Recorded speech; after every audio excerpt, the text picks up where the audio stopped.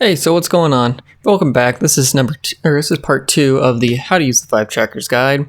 And as you can see, we're in the same scene as we were last time. I added a few more just colors, and then I just went through and just figured out what each of these things were. I did that off screen. It was very simple, just go through and then I rearranged it. So on the left here we have the device number and then the little label that I have on each of the trackers. So as you can see, number 3 right here will be number 1. If I hit start,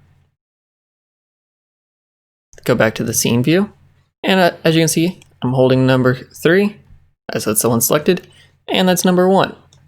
The rest all follow suit. And as you can also see, if I zoom in on it, it's gold.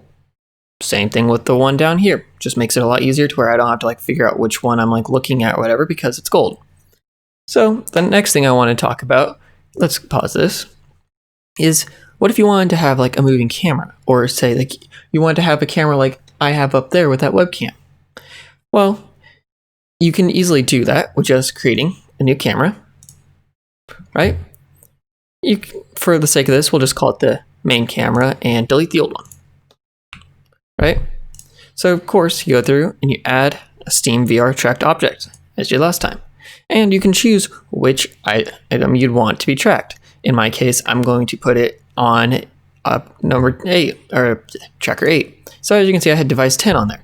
So what I did was I took it and I simply just, put some rubber bands on it. You don't want to cover up too many of these little tracker dots here. These are actually what's tracked. And if the base stations cannot see these dots, then they can't track it. They have accelerometers and everything, but that's really what helps it make sure it's got the position correct. So we have it there. Oh, set over to device 10, as this one is. We can disable that, but for right now, we're just going to leave it as is and make that the main camera. So now when we hit play,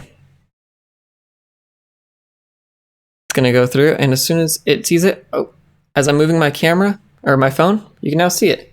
Now let's share the screen. And so that's what my phone sees. But if I come around here where the trackers are, it has right there. And you can play around with the settings to get the field of view perfectly right and everything. But this is how you can make really easy mixed reality videos by just putting a tracker wherever you want a camera to be. You don't need any additional software like VIVE or a green screen. Well, I would assume you want a green screen, but that's how you can sync it up very easily with your camera. So just a quick video on that one because this is relatively simple, but who knows, this could be very important for what you're trying to do. So thank you, and I'll see you in the next one.